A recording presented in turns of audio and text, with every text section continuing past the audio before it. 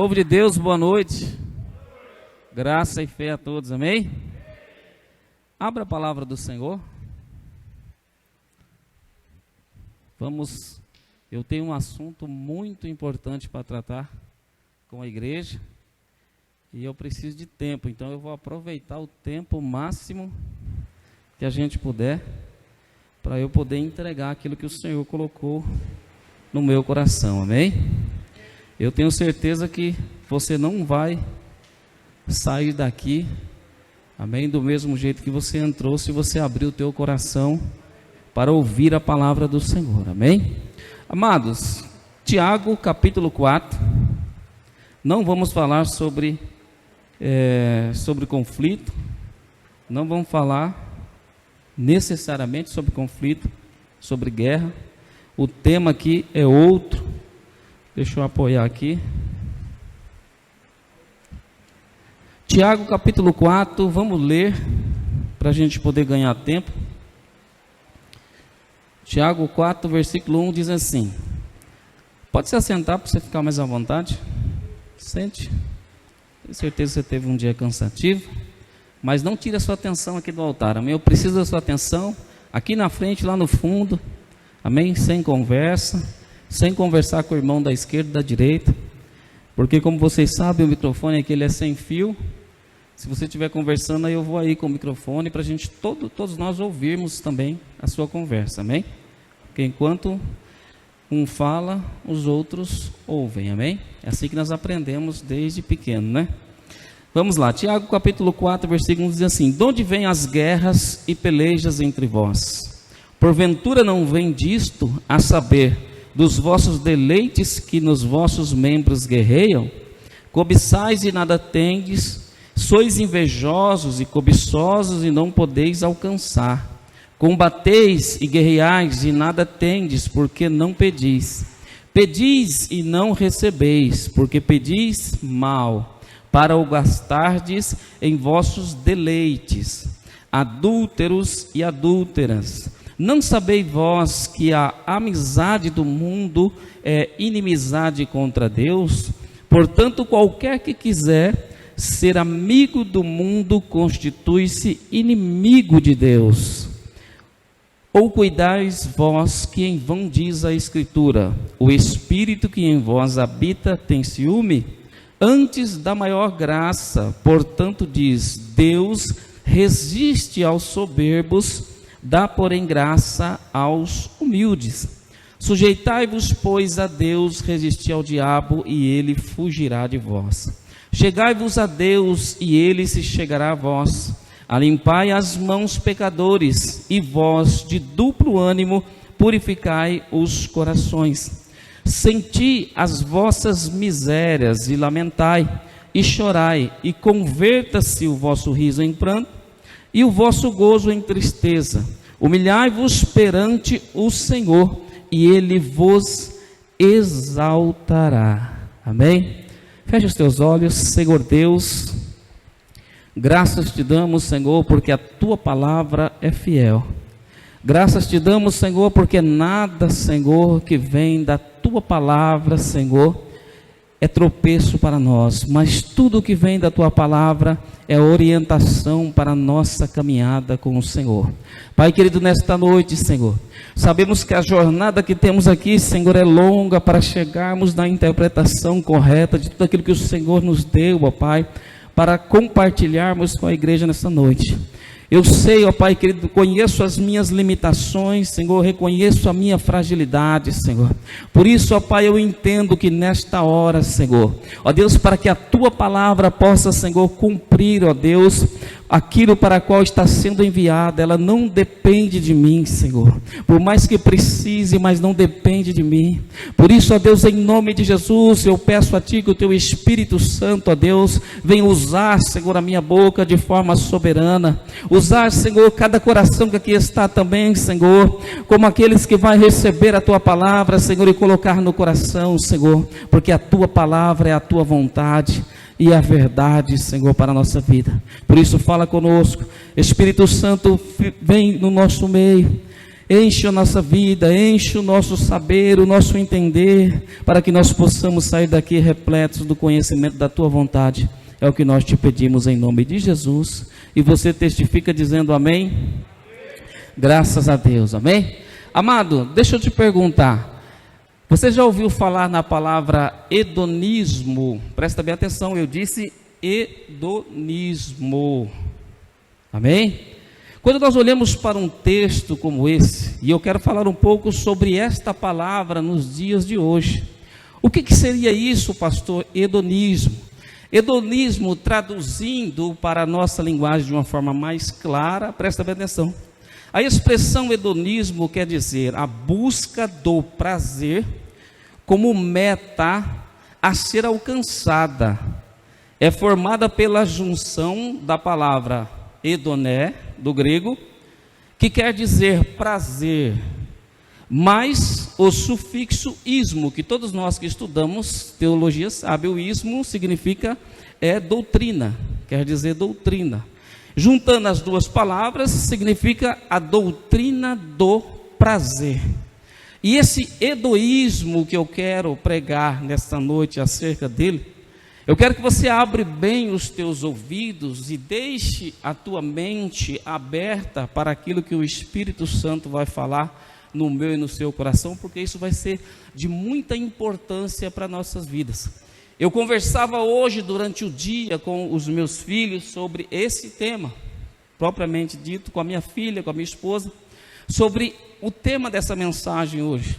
E nós falávamos sobre essa situação que nós estamos vivendo no dia de hoje. Ora, se nós entendemos que hedoísmo é a doutrina dos prazeres, ou seja, a busca desenfreada da satisfação pessoal para alcançar um prazer, significa que muitas vezes essa busca ela não tem limite e ela não tem direção correta. Porque paga-se qualquer preço para se alcançar esse ápice, esse desejo, esse prazer. Então presta bem atenção, antes de eu começar a ministrar, deixa eu ler algo que eu deixei aqui, que eu escrevi aqui para mim não esquecer, que diz o seguinte, presta bem atenção. Entretanto, o hedoísmo é a filosofia mais difundida e estimulada nos dias de hoje. Basta chegar a uma banca de jornal e observar as capas de dezenas de revistas. A pornografia é evidente. Os filmes, as novelas em geral, são um estímulo constante à libertinagem sexual. Oferecem o que agrada a carne, ou seja, o ventre, a carne. As consequências maiores são trágicas, presta bem atenção.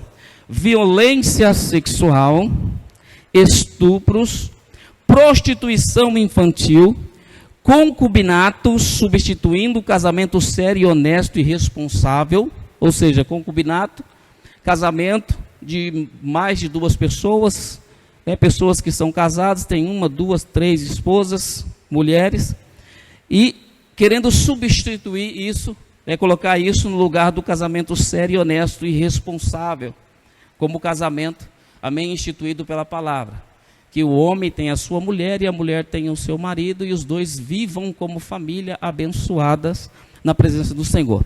Entre outras coisas, incestos, ou seja, relacionamento entre irmãos para atingir o prazer,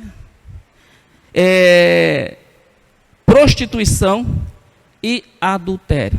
Agora vamos analisar todos esses elementos que nós acabamos de falar e de grifar aqui, e vamos entender o seguinte: se essa doutrina, se esse desejo desenfreado de buscarmos o prazer entrar no meu e no seu coração, que somos servos do Deus Altíssimo, nós vamos começar a viver uma vida egocêntrica, ou seja, aonde Deus não é mais o centro da nossa vida. Porque o que vai ser o centro da nossa vida vai ser o nosso desejo ser saciado. os nossos prazeres serem saciados. E aí nós entramos em uma bolha chamada egoísmo, aonde não importa o sentimento das pessoas, aonde não importa se eu vou prejudicar ou fazer algum mal para alguém, porque o que importa é a minha satisfação, é o meu prazer, é a minha alegria. Então nós vemos hoje, nós acabamos de ler um texto aqui, onde Tiago, ele fala que de onde vêm as paixões, de onde vêm todos os conflitos e as guerras que vêm sobre a nossa vida, se não dessas atitudes que são provenientes de sentimento como esse. Ora, se não buscássemos essas coisas, ou se nós nos cuidássemos e santificássemos a nossa vida, porque o que é santificar é você se afastar, é você se apartar dessas coisas. Não é você colocar uma roupa branca e ficar fechado em um quarto, não. Santificar é você se afastar de pecados como esse. Ora, se um homem que é casado, que tem uma família, que essa família gerou filhos e está sob o cuidado dele e da sua esposa, se um homem que tem uma riqueza dessa ao seu redor, ele parasse para analisar que ele não é um ser único a ser observado por ele mesmo, ele é um ser que vive em comunhão com outras pessoas. Haja visto a sua família, a sua esposa, os seus filhos. Então, se ele tivesse essa concepção de quem ele é e de que forma ele teria que se postar diante de Deus ou diante das pessoas, o que ele faria? Jamais ele pensaria em outra mulher, porque ele não estaria pensando no seu prazer, na sua satisfação, ele estaria pensando também na alegria dos seus. Olha que decepção que eu ia trazer para minha esposa, olha que desgraça que eu ia trazer para minha família, olha que decepção eu seria para os meus filhos, olha que fracasso que eu seria para a geração que vem após mim, ao olhar para mim e dizer: o meu pai, ele não pôde suportar, ele saiu da santidade, ele saiu da postura de um homem sério e honesto, e ele pecou e traiu a minha mãe. E essa traição trouxe consequências, que trouxe tragédia, que trouxe sofrimento para outras pessoas. Então é momento de nós pensarmos que em pequena escala as coisas podem tomar proporções gigantes e podem destruir a nossa vida em pequenos momentos que a gente nem imagina. Então olhe para cá, você que está neste dia que se chama hoje, ouvindo essa mensagem. Então essa palavra hedonismo, ela não é só para o ímpio, não é só para advertir o ímpio, é para advertir nós, porque nós não vivemos em uma bolha, eu não vivo sozinho. Existem pessoas que precisam da minha postura como homem, existem pessoas que precisam da minha postura como um profissional honesto, existem pessoas que precisam da minha postura como um pastor honesto e fiel naquilo que faz, existem pessoas que precisam da minha postura como um marido fiel e honesto naquilo que faz, e existem pessoas da mesma maneira que precisam da sua postura e da sua atitude, porque você é inspiração para as pessoas que ainda acreditam que existe um remanescente de pessoas honestas sobre essa terra, que estão dispostos a continuarem anunciando o Evangelho, sem barganhas, sem trocas e sem falsas afirmações, mas com verdade e na integridade. Porque nesse sistema dessa doutrina, dos prazeres. O ser humano, ele já não é mais o centro, ele passa a ser um degrau, ou degraus para as pessoas conquistarem coisas, porque o ser humano já não é mais valioso nesse sistema. As pessoas, pastor André, já não têm valor nesse sistema. As coisas têm valor. As pessoas são degraus para as pessoas subirem, conquistarem aquilo. Então deixa de ser importante o relacionamento para aquelas pessoas que assim pensam. Porque quando as pessoas se aproximam de você, não se aproximam pelo que você é, mas pelas coisas que você tem para oferecer. Então isso já é um sistema de consumismo, um sistema de busca de coisas, e não de pessoas. As coisas se acabam, as coisas não expressam sentimento, mas as pessoas expressam sentimentos. Então nós, como homens e mulheres de Deus, nós temos que parar de olhar para as coisas e valorizar as coisas, mas fazer como Jesus, usar as coisas para fazermos amigos, usar as riquezas desse mundo para poder granjear amigos, ou seja, para alcançar pessoas. Você vê que Jesus ensina o contrário, é o inverso essa doutrina do cristianismo.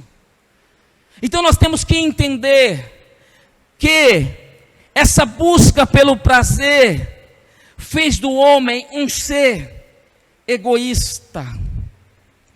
Porque a partir do momento que o ser humano ele vai, tira um aparelho celular que você tem e atira em você para matar você, significa que para ele o celular é mais importante do que você.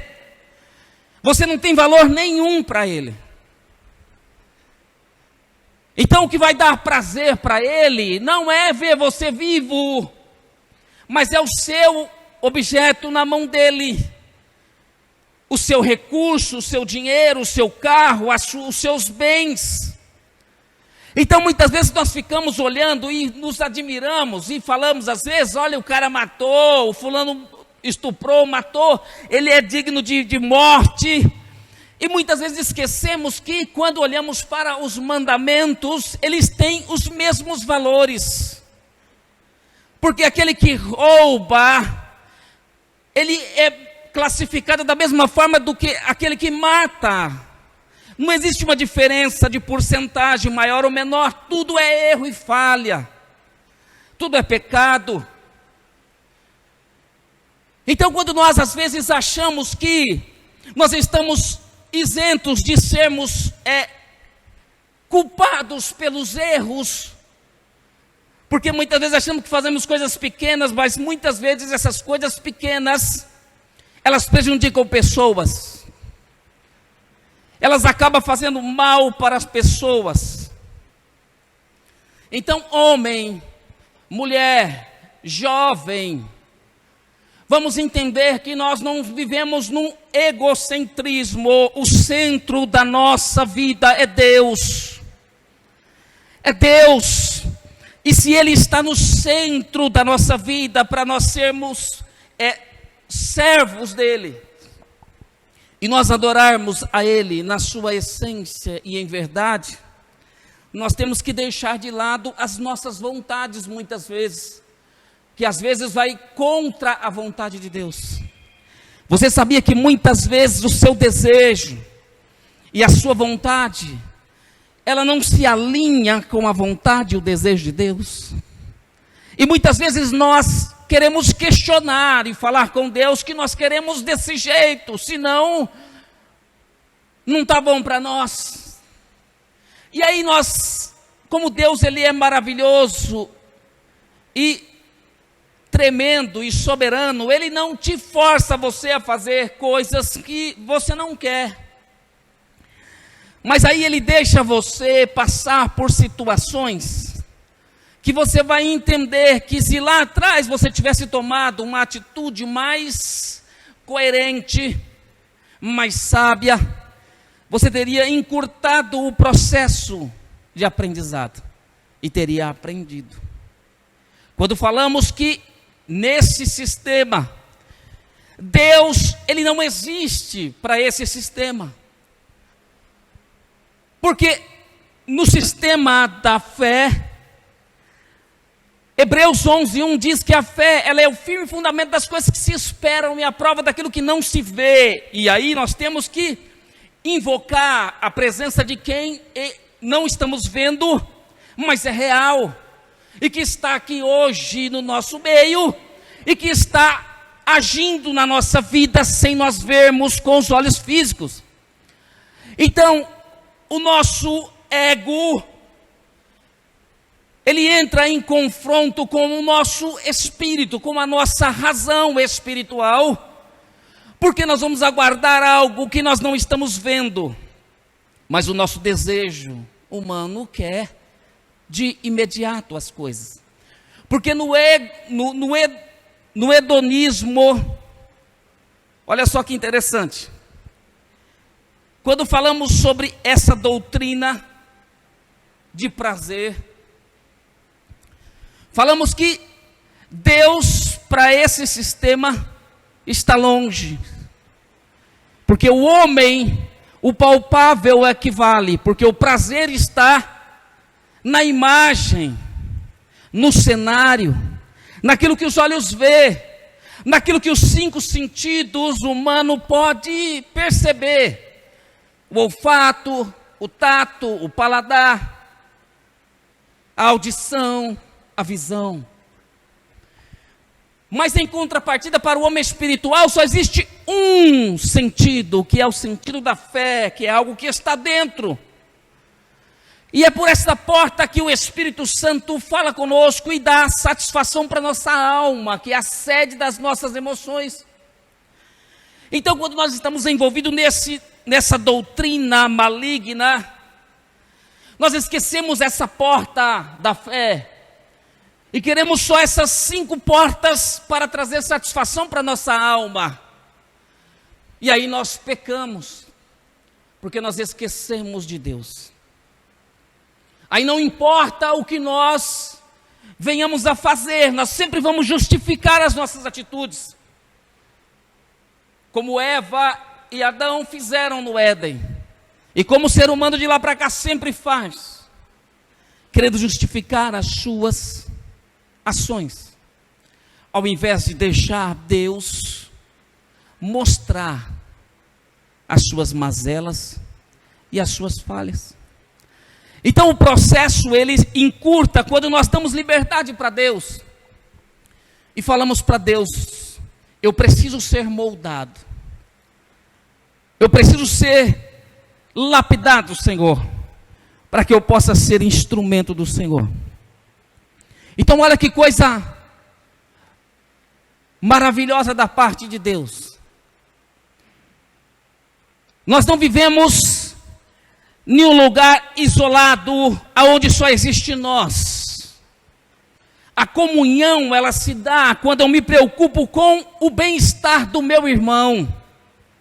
Isso é comunhão. Quando você olha os pilares da igreja de Atos, os 4 pilares, entre eles está a comunhão.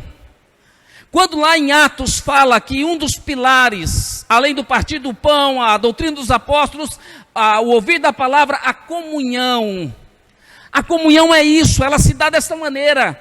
Quando Jesus ele fala que nós temos que nos preocupar e carregar o fardo uns dos outros, ele está dizendo para nós: não é a minha, quando eu estou em comunhão com o irmão, não é a minha vontade absoluta que tem que prevalecer. Da mesma forma é quando nós vivemos em sociedade. Às vezes precisamos abrir mão de algumas coisas para que a gente possa cumprir uma lei que vai beneficiar mais pessoas. Então esse hedonismo, ele faz a pessoa achar que tudo gira em torno dele. Ele pode infringir as leis, porque o importante é o prazer dele. Ele não está preocupado com os outros. Então é essa preocupação que nós temos que ter nos dias de hoje. Eu não tenho que me preocupar só com a minha vontade, o que eu penso e o que eu quero. qualquer situação que nós estejamos envolvidos, existem pessoas envolvidas, sim, então tem que haver um bem comum entre ambos. Todos têm que estar numa mesma comunhão, numa mesma direção, por mais que às vezes você pense ao contrário. E é o que acontece hoje nas igrejas, infelizmente, as pessoas entram e saem das igrejas porque nunca estão satisfeitos. É o egocentrismo. É aquilo de achar que tem que me satisfazer para eu ficar em paz. Aquilo tem que me alegrar para eu sentir-se bem no lugar. E nas coisas do Senhor é o contrário. Tem que haver confronto. Tem que tocar na ferida, tem que cutucar, tem que mexer, tem que mostrar que existe uma ferida ali, porque senão ela cria casca e a dor ela é amenizada por uma falsa observação de que está curado, e muitas vezes não está curado, porque não recebeu ainda o bálsamo da cura. Então às vezes tem lugar que coisas que você lá atrás cultivou e deixou no teu coração como ferida. E aí você vem numa igreja como essa, que prega as verdades do reino. E às vezes descortina estas verdades diante dos seus olhos. Você fica assustado. Porque você queria ouvir outra coisa. Você queria que esquecesse aquela ferida, mas Deus não trabalha assim, Deus quer tocar. Deus quer mostrar que existe um mal, que ainda não foi cicatrizado, que precisa ser tocado, raspado, para que haja a cura, para que quando cicatrizar de verdade, para que você, todas as vezes que tocar lá, não vai doer mais, porque do jeito que está, dói, todas as vezes que toca, dói. É por isso que dói quando Deus mostra. Então, meu amado, às vezes há conflito, como falamos na palavra de domingo. Às vezes há conflito dentro dos lares, porque as atitudes são egoístas. Tanto do marido, quanto da esposa, quanto dos filhos, porque muitos só pensam em si. Não pensam no bem comum da casa. Os conflitos das igrejas existem porque há grupos de pessoas que pensam em si próprio. Não pensam no bem comum da igreja. Por isso que há contenda e há dissensão dentro das igrejas. Porque as pessoas agora querem discutir as palavras com os seus pastores. Não querem sentar para entender, querem pegar as coisas já montadas de outra mente, uma mente maligna, que construiu com enganos uma afirmativa falsa, e aí questiona as doutrinas sãs da palavra do Senhor.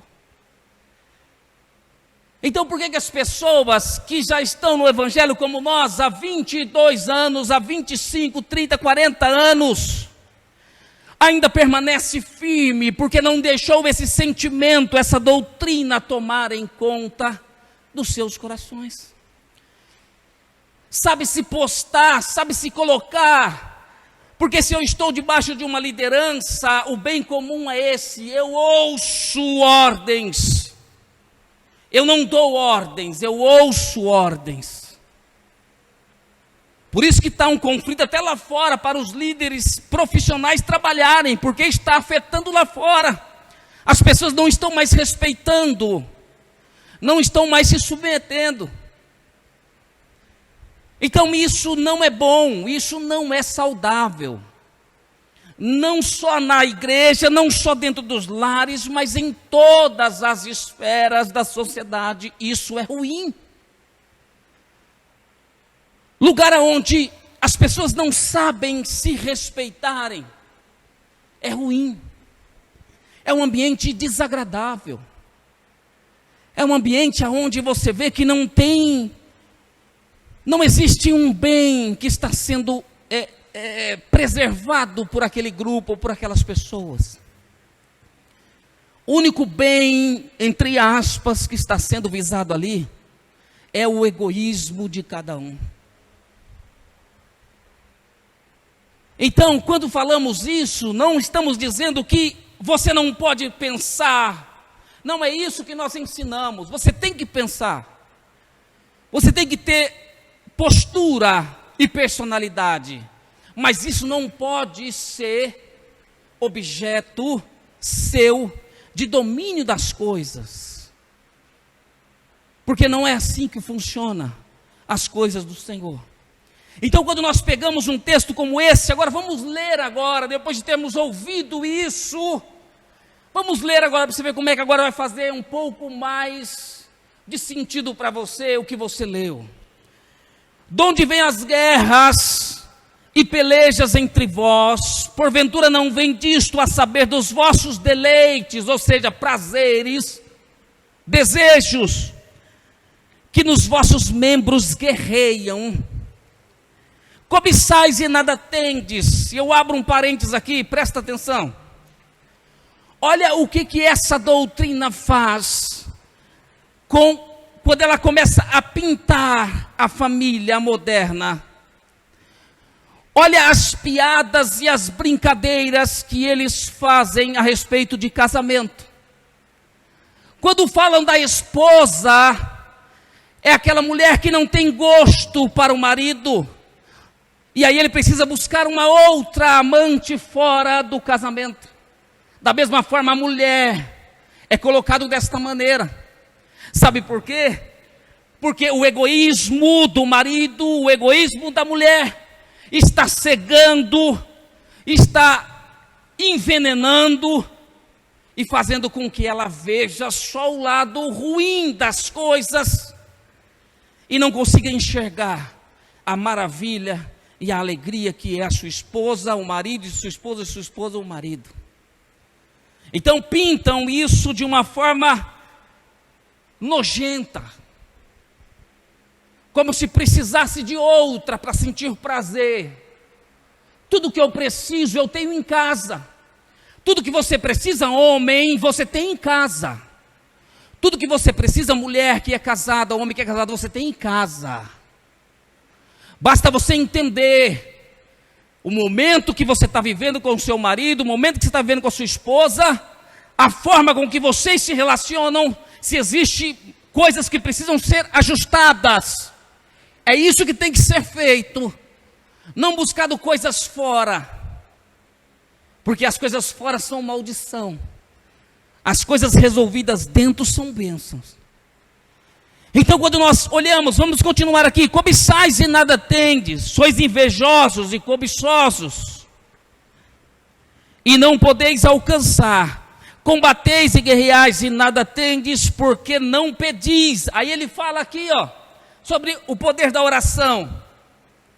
Aí, porque não pedi, e quando pede e não recebeis, porque pedis mal, para gastardes em vossos deleites, ou seja, volta para o egocentrismo do homem. Não recebe porque Deus está vendo o sentimento de egoísmo.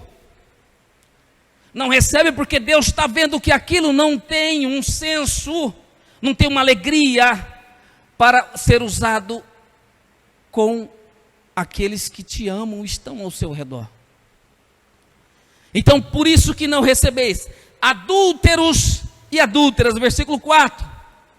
Não sabeis vós que a amizade do mundo é inimizade contra Deus? De onde surgiu isso? Surgiu do mundo, na Grécia. Começou a ser estudado e difundido e pregado isso por um homem chamado Arístipo de Cirene, em 435 a.C. Por isso que Paulo escreve isso aqui, porque aquilo já existia nessa época. Já estavam ensinando isso, que o homem tinha que buscar o prazer, tinha que viver a sua vida atrás do prazer. E enquanto ele não alcançasse o prazer, a vida dele não tinha sentido, e aí deixa Deus de lado e sai em busca do prazer. Mas nós que somos homens e mulheres de Deus, que conhecemos o Evangelho, sabemos aonde está o prazer de verdade, porque confundem prazer com felicidade. Essa doutrina, ela deixa um pano de fundo mal pintado, dando a impressão que é a mesma coisa. Felicidade e prazer não é, Porque Deus não priva você de prazeres, não. Deus criou você para você ter alegria e prazeres. Mas desde que aquilo seja dentro da santidade. Feito com santidade e com respeito. Porque eu não posso ter prazer ferindo alguém. Não há possibilidade de eu ter prazer prejudicando alguém. Porque quando eu tenho prazer, as pessoas que estão envolvidas também têm o mesmo prazer naquilo. No relacionamento, vamos falar para pessoas adultas, no relacionamento homem e mulher, não é só o homem que tem prazer quando deita com a mulher. São os dois que se completam naquele sentimento de prazer. Porque estão juntos e sabem que aquilo não é a coisa mais importante do mundo, mas é a coisa que deixa eles felizes naquele momento. Então a pessoa precisa se sentir feliz. Então quando falo por isso que o cristão não concorda com prostituição, porque prostituição é prazer de um lado, é um prazer egoísta, aonde você usa a pessoa como instrumento, como um objeto, não como um ser humano de sentimento. Então o relacionamento do crente, do servo, do homem, da mulher de Deus, do jovem de Deus é dentro de uma visão de santidade, aonde há um motivo, um propósito maior do que simplesmente o prazer. E aí nós continuamos aqui, ou cuidais vós que em vão, diz as Escrituras, o Espírito que em vós habita tem ciúmes. Antes da maior graça, portanto diz, Deus resiste aos soberbos, dá porém graça aos humildes. O crente ele não é bobo. O crente ele não é fácil de ser enganado, como muitos pintam aí, não. O crente ele é honesto nas suas atitudes. O crente ele é transparente nas suas atitudes. E isso para o mundo dá a impressão que é tolice, é besta, ser bobo, é ser tonto. É deixar os outros passar você para trás? Não. Porque o que o crente faz é com verdade. Os negócios que o crente faz é com verdade. Os contratos, a palavra que empenha é com verdade. Aquilo pode ser cumprido. Não é falado aquilo que sabe que não se cumprirá. Porque nós aprendemos a viver em comunhão. Essa doutrina sufoca, olha só, uma coisa importante. Essa doutrina ela sufoca no psicológico do homem a ideia da dor e do sofrimento. É outra característica que esse hedonismo tem, é isso. A pessoa sai atrás do prazer, porque indo atrás do prazer ele consegue ignorar a realidade da dor e do sofrimento. Porque pode ver para essas pessoas, não, você falar em morte e sofrimento, não, vira essa boca para lá. Não é assim? Bate na madeira. Porque coloca na mente um bloqueio de que não existe sofrimento. E no cristianismo não existe essa afirmativa. Porque num momento da sua vida, você já passou por tristeza, dor e sofrimento. Deus não vai te livrar disso. Porque isso são processos da vida. E em algum momento no nosso desenvolver daqui para frente também, nós vamos ter momentos tristes. Eu comecei uma semana em 2010, fechamos um negócio muito maravilhoso, eu e meu pai, na época eu não tinha ainda a minha empresa. Fechamos um negócio maravilhoso, meu pai estava feliz, na segunda-feira.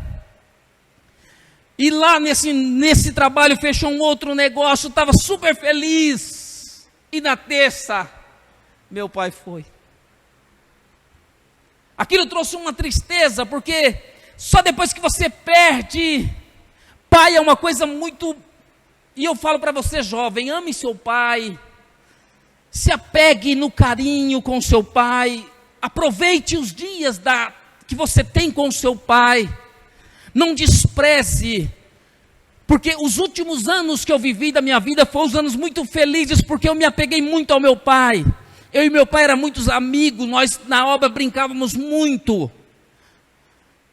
E aí em 2010, na segunda-feira, estávamos juntos, eu e ele brincando. E eu falando de Jesus e ele brincando. E na terça-feira, acabou-se a história do meu pai aqui na terra. Então Deus, Ele não vai nos privar de momentos como esse. Por isso que o autor aos Eclesiastes, ele diz, melhor é uma casa de velório do que uma casa com festa. Porque a casa da festa é para os adeptos ao hedonismo. E a casa do luto é a casa dos cristãos, é o momento dos cristãos, porque ali ele medita. Ele sabe que a vida dele não vai ser só flores. Vai ter momentos em que ele vai começar o dia de um jeito e terminar de outro. Às vezes bom, às vezes maravilhosamente bom, mas às vezes também terrivelmente triste.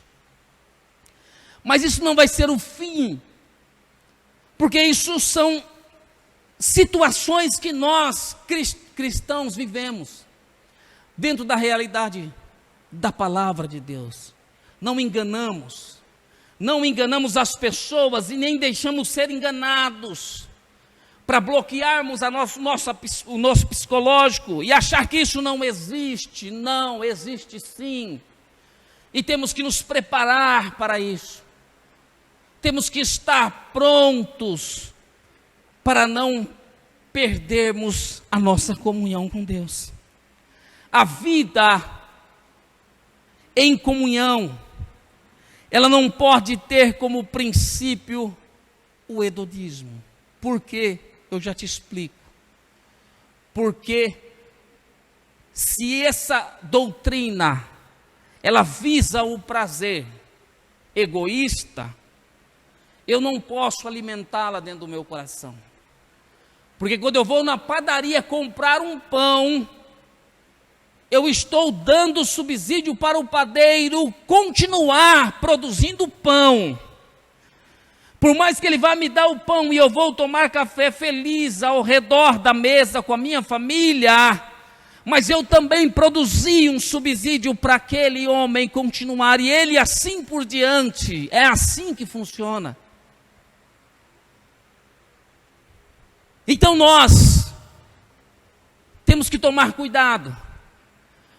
Quando os fariseus chegaram para Jesus e disse: olha, eu não faço isso, eu faço isso, tudo certinho. Jesus diz: ó, quem se justifica dessa maneira, como aquele homem que subiu para orar, disse: ó, quem desceu justificado é aquele que nem teve coragem de levantar a cabeça e disse: eu sou pecador, eu sou falho, o Senhor me ajuda, o Senhor me sustenta. Mas aquele que dizia: eu faço isso, eu faço aquilo, e muitas vezes esquece de que às vezes faz tudo errado dentro de casa. Às vezes não tem atenção, não dá carinho para sua esposa. Às vezes não dá atenção, às vezes trata a mulher igual bicho. Eu já vi lares de homens e mulheres que tratam seus cachorros, me perdoe com a expressão, irmão, mas eu já trabalhei na casa de crente que trata mais bem o cachorro do que a mulher, trata mais bem o cachorro do que a empregada, cuida melhor dos seus animais do que do ser humano. E eu quero te dar uma notícia: no animal não está o Espírito de Deus, tá? O animal só tem corpo e alma, sentimento só, não tem o Espírito de Deus nele. No homem tem corpo, alma, e o Espírito de Deus habita no homem. Então nós temos que aprender que nós temos que voltar a nossa atenção para o céu e começar a dar importância para o que é de fato a comunhão, o que é de fato o interesse do reino, o que é de fato o interesse de Deus no meio da sua igreja. Se todos nós, cada um de nós aqui, entendemos essa palavra que foi ministrada aqui hoje, a partir de hoje, eu e você vamos procurar a nossa identidade dentro do reino de Deus, para podermos fazer com perfeição a nossa parte dentro do reino, para que as outras pessoas sejam abençoadas com as nossas atitudes, porque estaremos pensando no reino e não em nós, estaremos pensando na nossa comunhão. Então, para nós concluirmos, na prática do egoísmo, o egocentrismo prevalece. Deus deixa de ser o centro da adoração, porque tanto faz, como tanto fez, para as pessoas que estão acostumadas a errar, e vivem na prática do erro, tanto faz, como tanto fez as coisas, porque o importante para ela é se a sua vontade foi satisfeita. Você já viu às vezes, não sei se isso só aconteceu comigo, mas algumas vezes, eu no culto, enquanto o pastor, enquanto o ministro louvava, a sua mente está longe, você está falando com a boca, você está talvez até escutando, mas você não está meditando, porque você não está preocupado com as coisas de Deus, está preocupado com as suas coisas, você está preocupado com os seus problemas, e a Bíblia diz que não é bom que nós andemos ansiosos por coisa alguma, porque essa doutrina traz ansiedade, porque aquilo que você não conquistar, você vai se sentir inferior,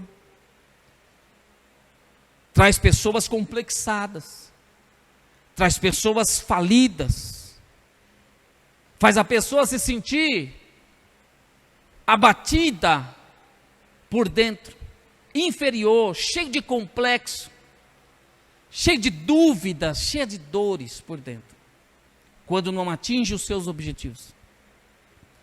Então a vida nossa é muito mais do que conquistar as coisas. A nossa vida é ter comunhão com Deus, entender para que nós fomos chamados, qual é o nosso propósito, qual é os dons que Deus tem na nossa vida, o que eu posso fazer de melhor para Deus, o que eu posso fazer para o reino. Se nós começarmos em Deus, nós vamos entender que é assim que funciona. Se começarmos em nós, é por que eu não conquistei isso? Por que eu não conquistei aquilo? Por que fulano conquistou e eu não? Por que fulano tem e eu não? Vamos começar a olhar as coisas e vamos deixar de olhar para Deus. No hedonismo, as pessoas são meros degraus para se alcançar coisas que aparentemente dão prazer. Agora para um pouco para pensar, depois de tudo aquilo que nós ouvimos aqui, depois de tudo aquilo que nós ouvimos aqui da parte de Deus, olha o que Paulo diz a Timóteo, e aí a gente encerra essa mensagem. Olha o que Paulo diz a Timóteo no capítulo 3, abre aí capítulo 3, segunda carta de Paulo a Timóteo, no capítulo 3, versículo 1 diz assim: sabe porém isto, que nos últimos dias sobrevirão tempos trabalhosos. Olha a narrativa que Paulo está dizendo, depois você para um pouco e medite sobre, se não está dando a entender que Paulo está escrevendo um jornal de ontem para nós. Depois de ver os fatos acontecendo, ele escrevendo num jornal ou numa revista e publicando esse texto aqui. Presta bem atenção.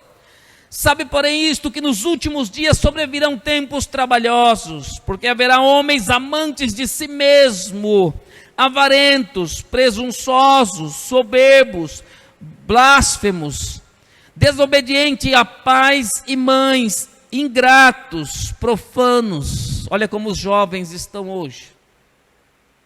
Só faltam bater na cara dos pais porque não estão preocupados mais com o bem comum da casa. Querem saber dos seus desejos, das suas vontades. Na nossa época, quem é mais velho aqui sabe, isso não existia. Nós que somos mais velhos, isso não existia não. Tá? Não existia isso não. Os filhos tinham respeito. Os filhos respeitavam seus pais como referência.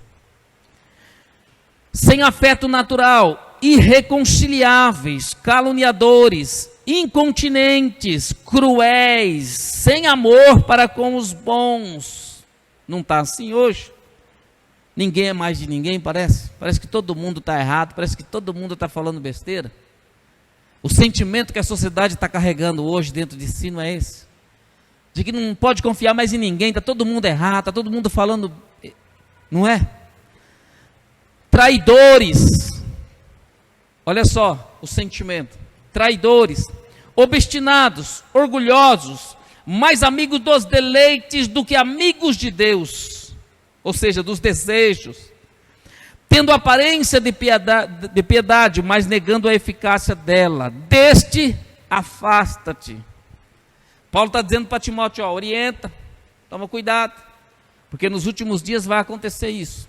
Eu vou dar uma narrativa, Timóteo, para você de como vai ser os últimos dias. Então, se é a sua geração que está vivendo essa, eu não sei, mas os últimos dias vai ser assim. E aí eu me deparo com a minha geração, e eu vejo que a geração de Timóteo não estava assim, mas a minha está. A sua está desse jeito. Porque se nós somos mais velhos, não tinha isso, imagina de Timóteo.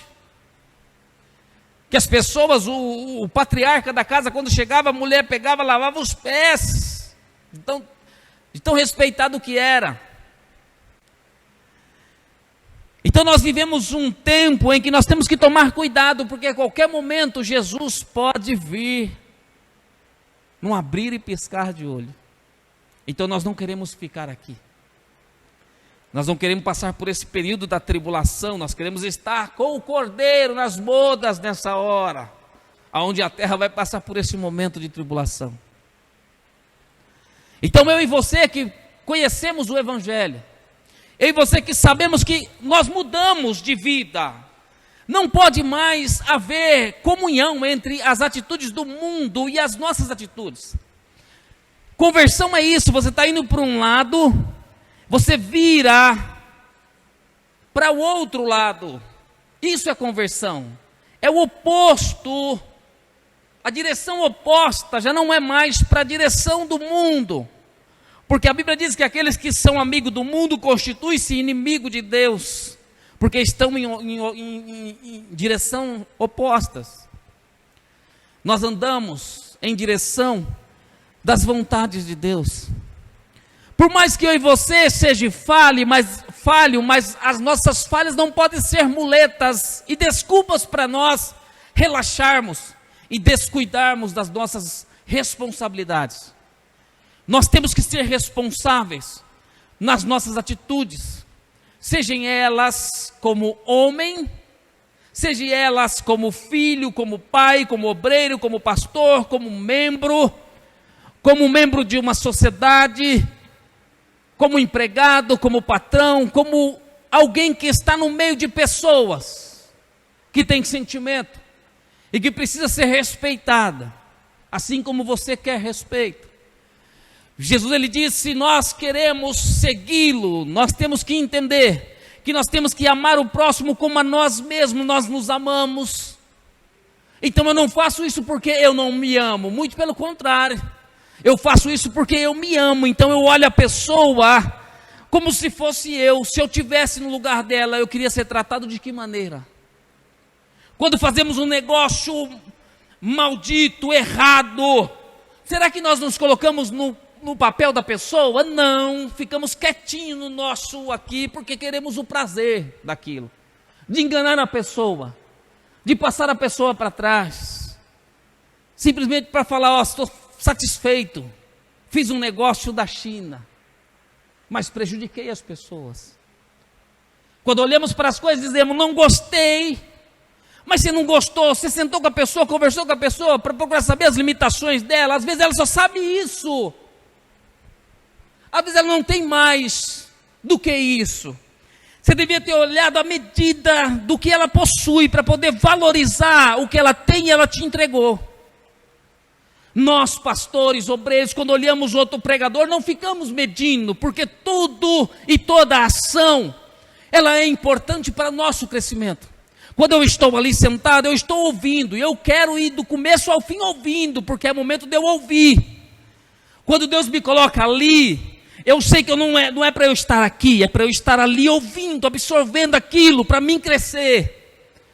Porque quando Deus me coloca aqui, os meus amigos pastores estarão aí para ouvir, para crescer também. Então, não se mede, mas se valoriza o que tem. Você pega o pastor Alex, olha como, você viu a mensagem que pregou aqui na quarta-feira?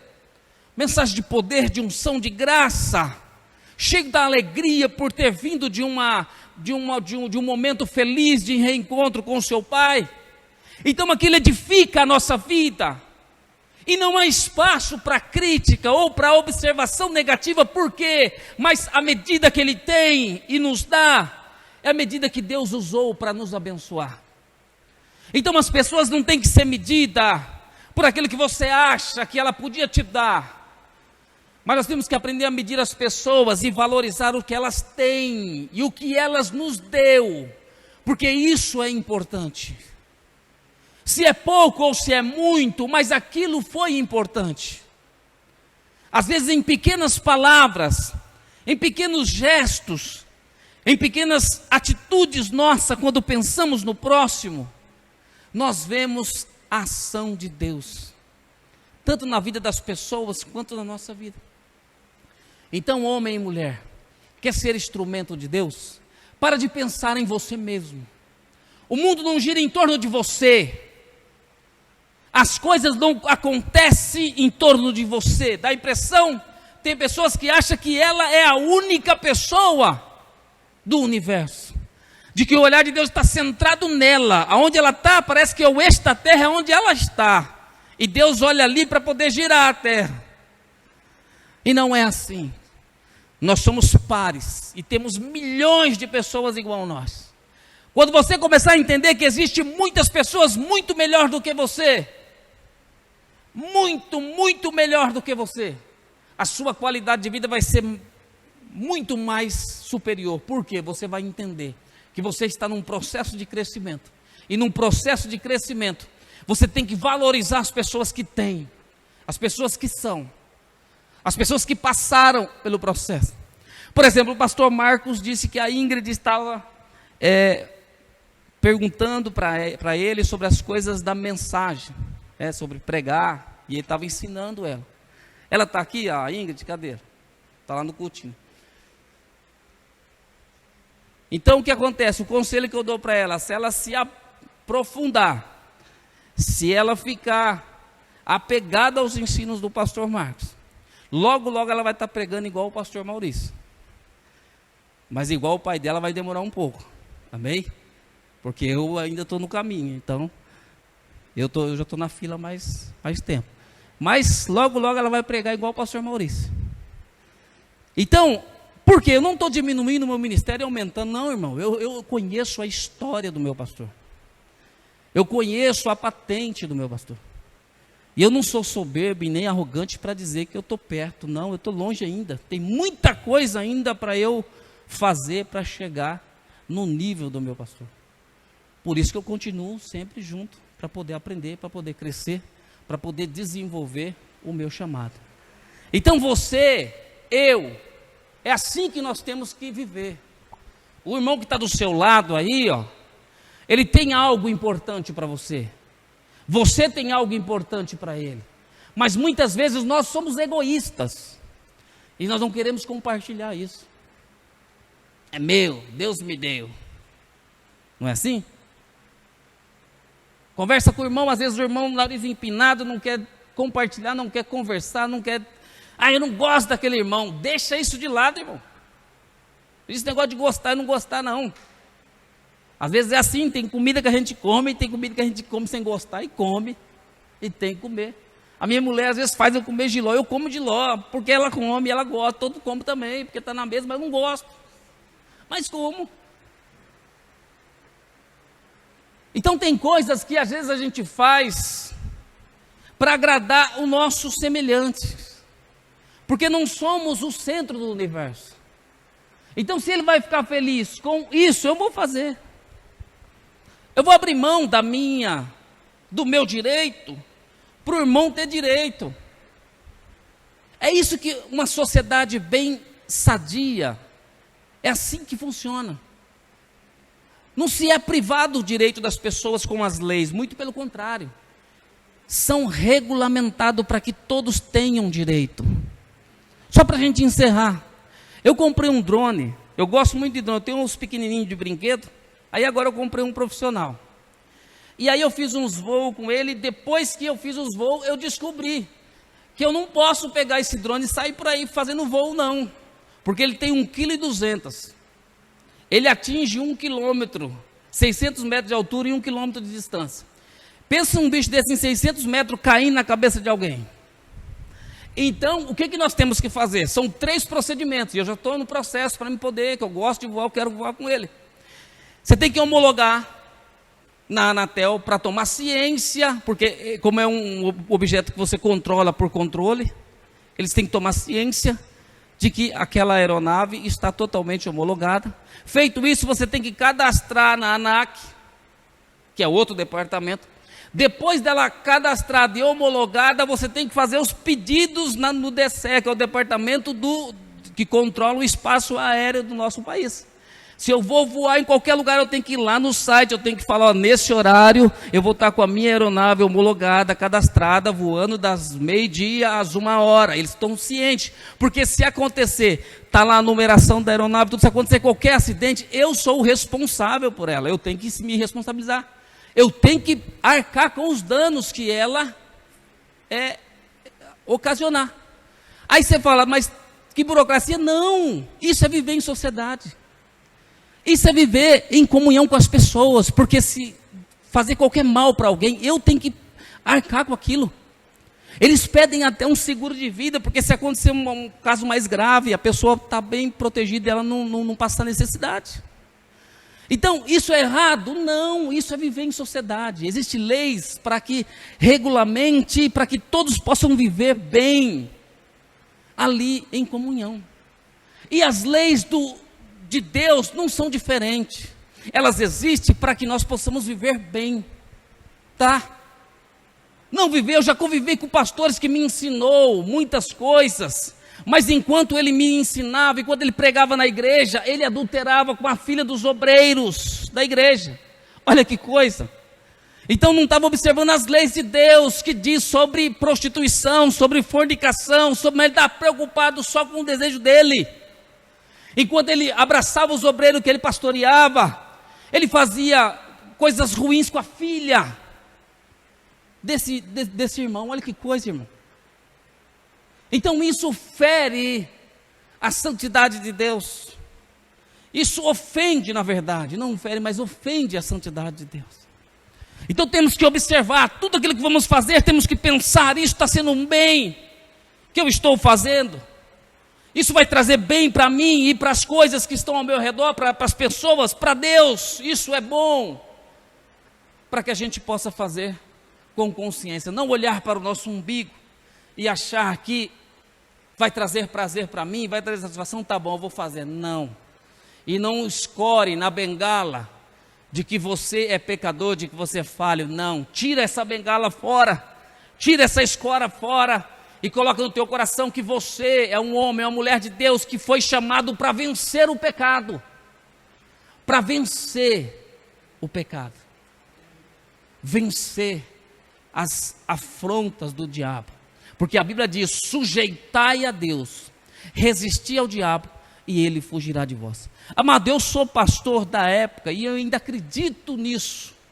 Fomos levar ontem a minha filha no hospital, mas eu falei, não, vou orar primeiro, porque eu sou pastor que ora, eu creio na oração, eu creio na cura, eu creio no poder da libertação.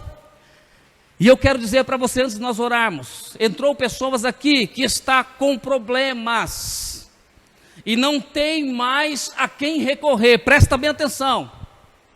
Eu quero orar por você porque eu creio no poder da oração. Eu creio que o céu está aberto para a igreja ainda. Eu creio ainda que sou dispenseiro, como Paulo diz, da multiforme graça do Senhor. Eu tenho acesso à dispensa do Senhor como ministro do Evangelho. E ao momento em que nós vamos até essa dispensa e buscamos algo, trazemos, não apresentamos diante da igreja com a mão vazia. Eu tenho algo na minha mão do céu para entregar para você. Você está com um problema sério. Eu nem vou perguntar, porque se Deus ocultou isso de mim, é porque Deus sabe que isso é algo íntimo seu. Então eu quero que você se atente a essa palavra, porque desde o momento em que eu preparava essa mensagem, Deus colocava no meu coração para assim proceder. Ao término do culto, eu vou estar orando, amém? Junto com a igreja. E esta oração, ela vai quebrar as barreiras, vai desfazer o mal que está sobre a tua vida. E se você sabe que Deus está falando para você, a única atitude que Deus está pedindo para você é fé, é creia, e saia daqui crendo e com a sua vitória, porque em nome de Jesus, antes que nasça o dia, a sua bênção virá primeiro sobre a tua vida, amém? Se coloque de pé em nome de Jesus, e nós vamos orar, e eu vou aproveitar, e eu vou orar, junto com a igreja, por essas pessoas que assim entraram, já desesperançada, com problemas insolucionáveis aos olhos do homem, mas Deus está aqui, e Deus é o Deus do milagre, amém?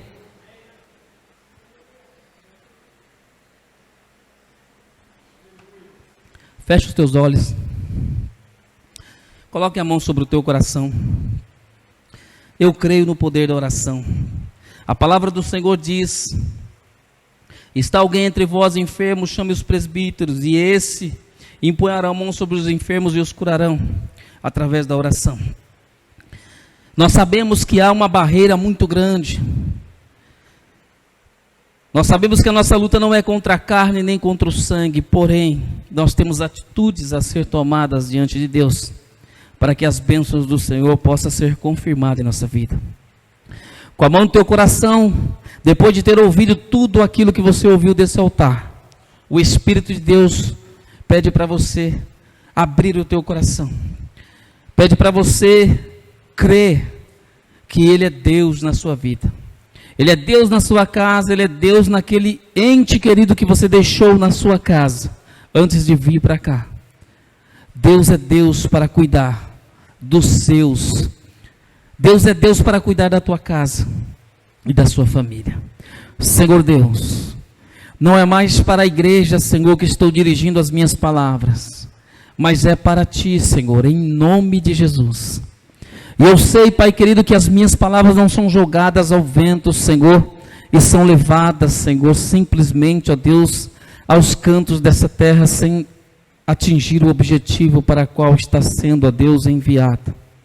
Porque sei, ó Pai, que os ouvidos do Senhor estão atentos neste momento às nossas orações, Pai. Ó Deus, eu uno a minha fé com a fé dos Teus servos que aqui estão, Pai.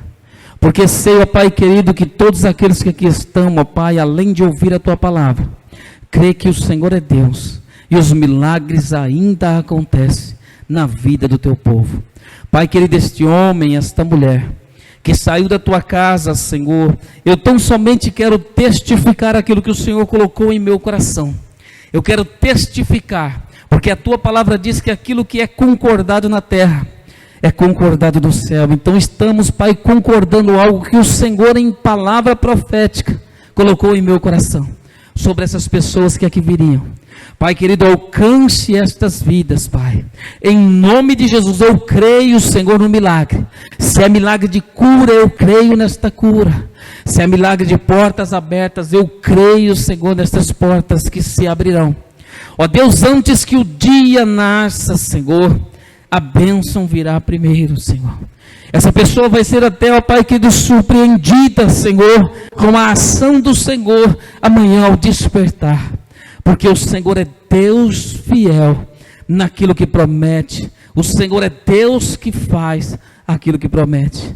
E esta pessoa, Senhor, domingo estará aqui, Senhor, testificando, Senhor, desta bênção e glorificando o Teu nome através, Senhor, deste milagre. Ó Deus, em nome de Jesus, Pai, eu creio, ó Pai querido, que o Senhor é Deus. E em nome de Jesus, Pai, eu apresento a Tua igreja e peço para Ti, Senhor, que tudo aquilo que nós ouvimos aqui seja, ó Pai querido, ó Deus, sustentado em cada coração, Senhor, que venha trazer força, vigor, ânimo, Senhor, para que nós possamos nos firmar e viver uma vida, Senhor, em busca, Senhor, da comunhão com o Senhor, não dos prazeres deste mundo, Senhor, os prazeres dessa terra, Senhor. Em nome de Jesus, ensina-nos, ó Pai querido, a ser fiel, Senhor, ao nosso chamado, a ser fiel, Senhor, às nossas esposas, os maridos, Senhor, aos filhos, ó Pai querido, em nome de Jesus, Pai, que possamos ser, ó Pai querido, mais fiéis ao chamado do Senhor. Abençoa a Tua igreja, fortalece a Tua igreja, Senhor, é o que nós Te pedimos em nome de Jesus, amém. E você aplaude ao Senhor com alegria, em nome de Jesus, amém.